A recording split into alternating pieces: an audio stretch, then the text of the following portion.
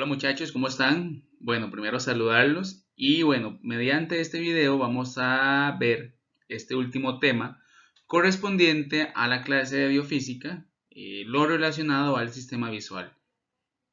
El día de hoy, al igual que la semana anterior que analizamos un poco la interpretación del estímulo auditivo, hoy vamos a hacer algo similar, pero con la interpretación de esa energía luminosa que llega hasta nuestros ojos, hasta nuestra vista o hasta nuestro sistema visual. Pero entonces vamos a empezar a conocer un poquito sobre el sistema visual, sobre todo lo que compete el sistema visual, cómo se da la transformación de esta energía, terminando como lo hemos venido hablando en un impulso eléctrico para poder ser interpretado en la corteza visual. Hablar primero sobre el ojo humano y la visión. Dice que el ojo humano es un instrumento óptico y es un elemento por el cual nosotros lo utilizamos para poder ver o identificar cualquier energía luminosa. Todo lo que nosotros podemos observar lo analizamos, el ojo lo interpreta y lo transforma en un impulso a nivel eléctrico para poder ser interpretado en la corteza visual, a nivel cerebral. En esta imagen aparece por acá lo que es el ojo con su estructura, las partes del ojo que más adelante las vamos a ir viendo, las vamos a ir detallando rápidamente, ¿verdad? Cada una de ellas. Y si ustedes pueden ver acá en la parte trasera del ojo, después del punto ciego que aparece en este sector, inicia el nervio óptico. El nervio óptico, ¿verdad? Va a llevar este impulso nervioso mediante los mecanismos que hemos venido hablando sobre potencial de acción, potencial de reposo, conexión a través de las neuronas mediante sinapsis y llevar el impulso nervioso hasta la corteza visual para su interpretación. En la corteza visual es donde damos esa interpretación, esa organización de todo lo que el ojo ve y podemos determinar caras conocidas, rostros, colores, figuras, tamaños. Toda esa parte lo podemos identificar a través de la corteza visual. El ojo humano, ¿verdad? Es un instrumento óptico fundamental que sin el ojo humano la persona simplemente no pudiera existir el campo de la óptica, esa capacidad visual, esa capacidad de acomodamiento, de nitidez a la hora de poder ver de un lugar a otro. Lo ideal es ver de cerca, ver de largo, ¿verdad? Cuando el ojo tiene una capacidad pues adecuada, no tiene ningún tipo de patología o algún trastorno o alguna condición de discapacidad, la idea es que el ojo humano pueda determinar, observar y analizar todo lo que ve. Además es un órgano fotorreceptor cuya función implícita consiste en recibir los rayos luminosos procedentes de los objetos. ¿Objetos de dónde? Del mundo exterior. Nosotros observamos cualquier cosa. Llega a nuestro ojo por medio de rayos luminosos y la capacidad que tiene el ojo es de transformarlos en impulsos eléctricos que son conducidos hasta nuestro centro nervioso de la visión en el cerebro. Las partes del ojo, vamos a irles detallando algunas de ellas así como rápidamente porque es meramente a nivel de estructuras, partes anatómicas y demás. La primera es la córnea. Dice que la córnea es totalmente transparente y en conjunto con la esclerótica forma el envoltorio externo del globo ocular. Se encarga de refractar los rayos luminosos hacia el cristalino. O sea, toda la luz que entra en el ojo pasa por la córnea, que aunque digamos estructuralmente es transparente, pero permite filtrar todos los rayos luminosos a través o que van hacia el cristalino. ¿Verdad? Entonces, muy importante para filtrar estos rayos luminosos, ¿verdad? Muchas veces cuando nos pega mucha luz, llámese del sol, de algún foco, de algún bombillo, entonces por eso es que tendemos a tener alguna dificultad para ver, ¿verdad? Porque todos esos rayos luminosos muy potentes, leves, medios, ¿verdad? Pasan a través de la córnea. El iris es la parte de color, ¿verdad? Eso es una condición pues, genética de cada una de las personas, hereditaria también, de tener un color u otro del ojo, ¿verdad? Depende mucho del material, los genes que tiene cada persona. Algunos lo tendrán un poco negros, otros más claros, cafés, celestes, verdes, ¿verdad? Cambia mucho de acuerdo a la herencia, a nivel, digamos, hereditario de la familia en sí. La función es controlar la entrada de luz, controla la entrada de luz al ojo y tiene un papel preponderante en la agudeza visual, ¿verdad? También, por ejemplo, hay personas que tienen los ojos muy claros, muy claros, y quizás los rayos luminosos les molesta un poco la luz, ¿verdad? A veces es el término popular ahí de que cuando tienen los ojos muy claros, ¿verdad? Y mucha gente dice, es que tiene los ojos gatos, por eso es que no ve bien, por eso es que cuando pega mucha luz o refracta mucha luminosidad, le cuesta un poquito ver en cuanto a la agudeza visual. Bueno, hay una imagen del iris, ¿verdad? Ese ojo de un color muy bonito, cambia, ¿verdad? Como les decía, de una persona a otra. El humor acuoso se trata de una sustancia semilíquida, transparente, semejante a una gelatina y es incolora, lo que permite mantener la presión interna y es lo que hace que la córnea se vuelva protuberante. ¿Verdad? El humor acuoso es como un líquido gelatinoso que permite mantener la presión interna propiamente en la parte o en la cara anterior del ojo. El cristalino, ¿verdad? También es un cuerpo aproximadamente biconvexo en forma de lente, transparente, localizado inmediatamente detrás del iris. La función principal del cristalino es permitir la visión nítida en todas las distancias. ¿Qué quiere decir? Que entonces, si hay una persona lejos, si estoy viendo un panorama, si estoy viendo algo de cerca o en cualquier distancia, tiene que permitir esa visión nítida. Esa visión nítida. Podríamos, digamos, relacionarlo, por ejemplo, de una cámara fotográfica o de un teléfono celular, que muchas veces cuando hacemos un acercamiento de la cámara, se pierde la nitidez. El cristalino debería de tener esa capacidad, como hemos hablado o hemos dicho, en funciones completamente, digamos, normales, cuando no hay ninguna patología. Cuando hay alguna patología, pues muchas veces la forma, vean que la forma del cristalino es biconvexa, ¿verdad? Si esa forma es un poco más alargada, si es un poco más plana, va a altera notablemente la función nítida. Y por eso es que quizás hay gente que ve mejor de lejos, hay gente que ve mejor de corta distancia, ¿verdad? Pierde esa nitidez. Entonces, la función del cristalino es permitir nitidez en cualquier dirección.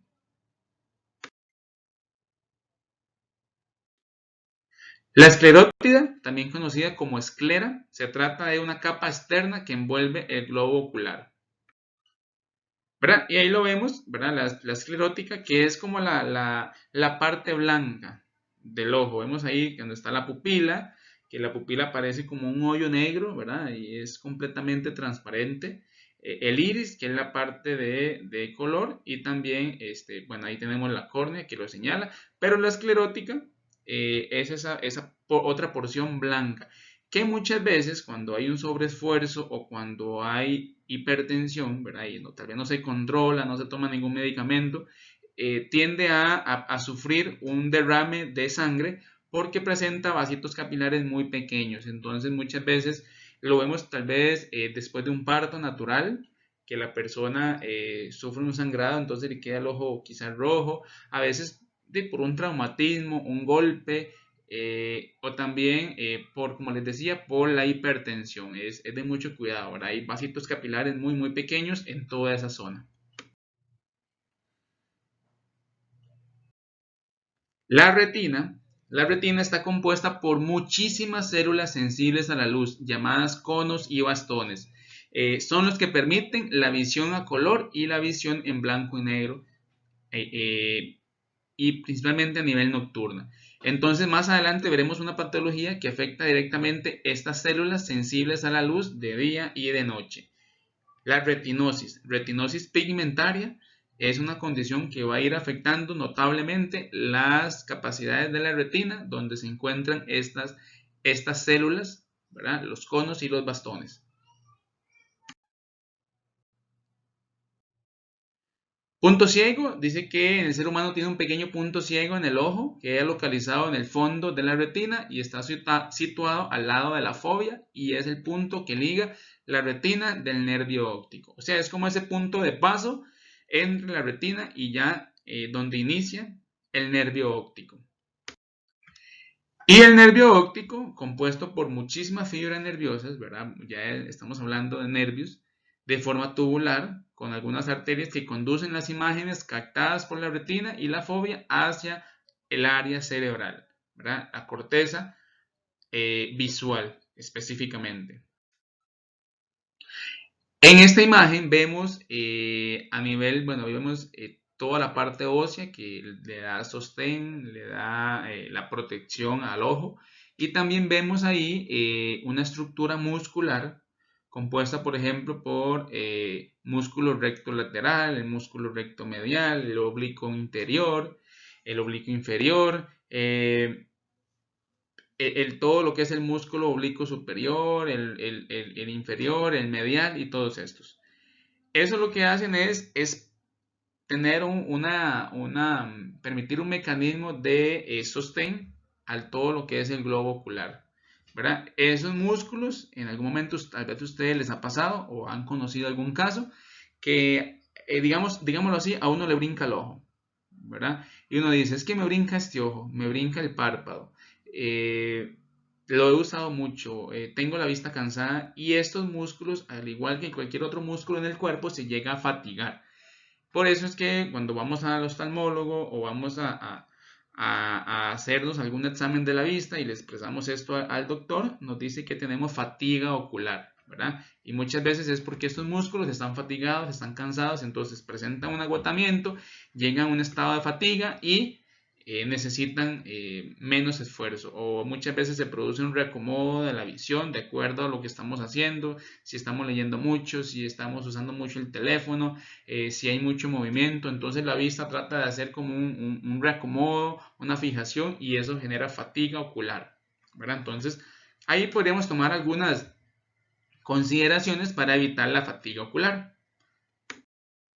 Fases de la visión. Las fases de la visión son específicamente 4. Vamos a verlas más adelante. La percepción es percibir, es darnos cuenta y reconocer lo que estamos viendo. Ahora es todo lo que llega al ojo. Se puede entender como una cámara fotográfica. La transformación es donde se da la energía luminosa que proviene de los objetos en el medio y se pueden activar las células sensoriales, que son los conos y los bastones, para transformar o transformarla a energía nerviosa, ¿verdad? Entonces, se da una transformación de energía luminosa a una transformación de energía nerviosa.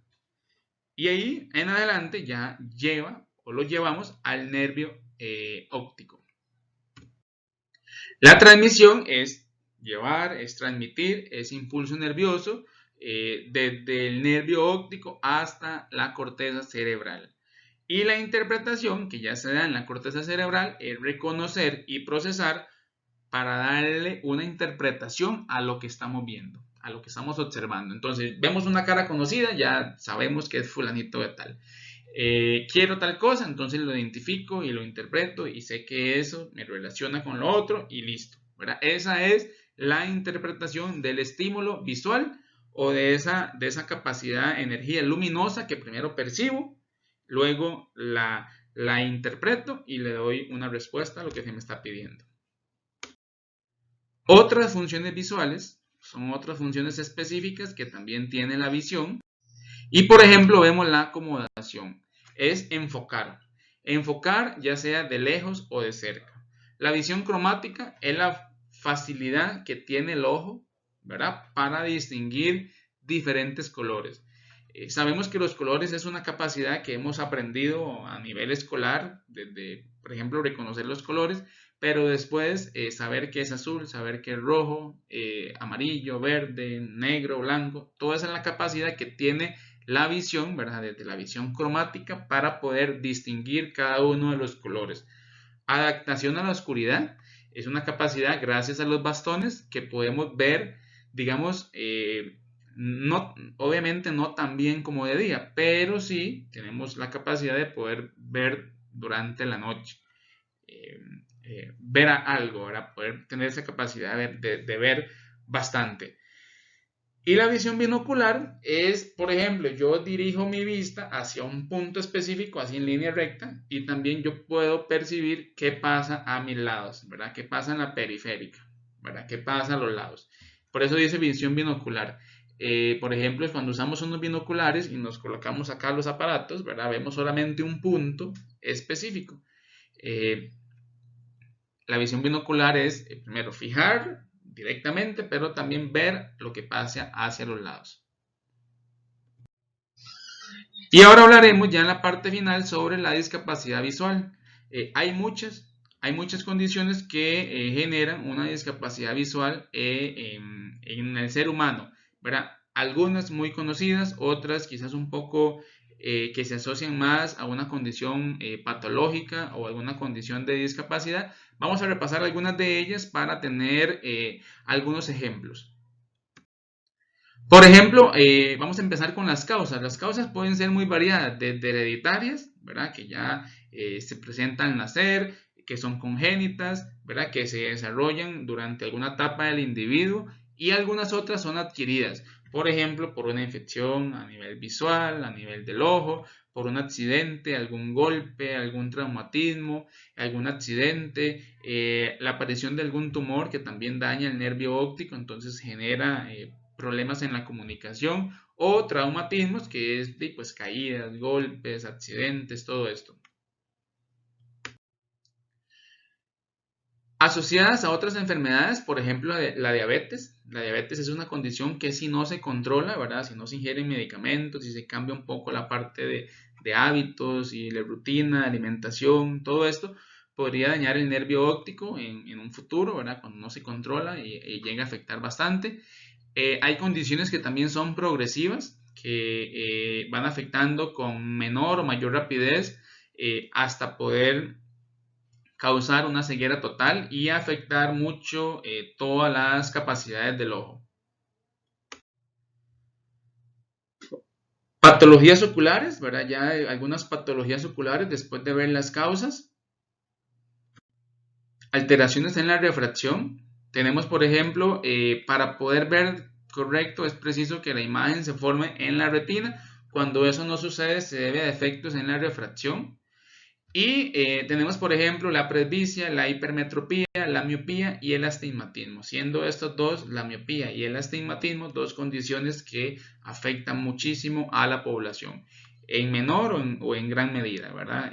Por eso, cuando se tiene algún tipo de esta condición, es importante periódicamente realizarse chequeos, realizarse exámenes para darle ese seguimiento a lo que son los lentes o ya los lentes de contacto, ¿verdad? De acuerdo a la facilidad o al gusto de cada persona. Tenemos también la presbicia, que es la vista cansada, ya se origina a partir de los 40 años y principalmente se debe a fatiga del músculo ciliar y el aumento de la rigidez del cristalino. La presbicia meramente asociada al envejecimiento. Al igual, habíamos dicho anteriormente que los músculos que dan soporte o que sostienen a la vista o al globo ocular pueden también sufrir fatiga, sufrir un cansancio y debido a los años puede presentar esta condición ya que va envejeciendo. Y entonces se produce también o rigidez del cristalino o también fatiga del músculo ciliar, lo que produce un desbalance del globo ocular y puede generar un cansancio en la vista o un desacomodo de toda la estructura. La hipermetropía dice que el ojo, gracias a la acomodación del cristalino, tiene la capacidad para ver nítidamente, aunque varíe la distancia de los objetos. Cuando el músculo ciliar se contrae, este ligamento se relaja y el cristalino modifica su forma y por lo tanto su poder de refracción. Entonces vemos acá que cuando el músculo pierde esa elasticidad y pierde esa contracción muscular debido a la fatiga, se produce un desacomodo o una desalineación del cristalino, lo cual va a modificar su forma. Y al modificar su forma, entonces afecta la capacidad de refracción, la capacidad de poder ver nítido en todas las direcciones. Entonces, obviamente, cuando se produce un desbalance muscular por los métodos de sujeción o de soporte del globo ocular, altera notablemente la visión en cualquier dirección. La miopía. La miopía se refiere a que cuando los rayos de luz que provienen de un objeto lejano sufren una alteración en la refracción excesiva y se enfocan delante de la retina. Hay que recordar que ya acá hay un defecto de la refracción, ¿verdad? Hay un problema a nivel de la retina. Las personas con miopía ven borroso los objetos que están largos y ven mejor lo que está de cerca. Hay dos tipos de miopía, ¿verdad? Uno benigna y otro maligna, o una que digamos es, por decirlo así, se estanca, y otra que es progresiva. Miopía simple o benigna, cuando se ve mal de lejos pero no hay progresión de su enfermedad, y la miopía maligna, cuando hay un efecto degenerativo, suele comenzar a edades muy tempranas y va aumentando la progresión de su daño. El astigmatismo produce visión borrosa o defectuosa tanto de cerca como de lejos, ¿verdad? Entonces, también los rayos que atraviesan el ojo no se unen a la retina en el mismo lugar. O sea, hay un desbalance. Entonces, va a producir visión borrosa de lejos y de cerca cuando una persona tiene astigmatismo. La simetropía es cuando se da una alteración en la refracción en ambos ojos y es muy diferente, ¿verdad? En estos casos, un ojo puede tener un número mayor de dioptrías y se utiliza menos, ¿verdad? Entonces hay como un daño mayor en un ojo que en otro. Estábamos viendo afectaciones de la refracción, ahora vamos a ver afectaciones en la retina. Retinopatía diabética. Entonces tenemos que va a ir afectando a la persona, ¿verdad? La agudeza visual, pérdida de la visión a nivel de los colores y problemas en el campo visual. Como decíamos anteriormente, personas que no controlan la diabetes, entonces a lo largo del tiempo sufren este tipo de alteración. Retinopatía del prematuro o fibroplasia retrodental se presenta principalmente en bebés prematuros al aplicarle altas concentraciones de oxígeno en la incubadora, ¿verdad? Entonces, un bebé que nace antes de tiempo pasa por ese proceso de estar en la incubadora y puede sufrir alteraciones en la retina. Luego tenemos la retinosis pigmentaria, que es una enfermedad hereditaria y va o consiste en una degeneración constante de la retina hasta producir mucha alteración en el metabolismo de los bastones, y la persona pierde notablemente la visión de día y quizás ve un poco mejor en la noche, ¿verdad? Entonces es una condición que pues es hereditaria. La persona puede empezar a perder la vista por ahí de los 7, 8 años y ya cuando tiene 15, 17 años ya deja de ver por completo, y es un daño, bueno, que pues es irreparable, ya que es un daño, ¿verdad?, enzimático a través de lo que son los bastones, que son las células que hay en la retina. Patologías del cristalino. Tenemos por acá entonces las cataratas, ¿verdad? Es una enfermedad ocular muchas veces hereditaria, con disminución de la agudeza visual y la visión borrosa a causa de la pérdida total o parcial de la transparencia del cristalino. Habíamos dicho que el cristalino es completamente transparente y si aparecen cataratas, entonces va a afectar la visión. Va a aparecer visión borrosa, pérdida parcial o pérdida total de la visión. Luxaciones del cristalino. Eso es cuando el cristalino queda desplazado en una posición tras la ruptura espontánea, habitualmente en el síndrome de Marfan o por una condición traumática de los medios de fijación. El síndrome de Marfan es una condición que afecta, bueno, muchísimas estructuras a nivel del cuerpo humano, pero aquí lo relaciona mucho a la parte visual porque presenta una alteración ósea donde el ojo a nivel visual, ¿verdad? Toda la parte del globo ocular está como muy profundo por la estructura meramente a nivel ósea de este síndrome. Dentro de otras alteraciones presentamos en este síndrome que las extremidades son muy largas, las manos más largas de lo normal, digamos todo lo que es el brazo, las piernas pues igual. Y en la parte visual, en la estructura del cráneo, entonces tiene los ojos como muy profundos, podríamos decirlos como muy hundidos, ¿verdad? Muy, muy lejos.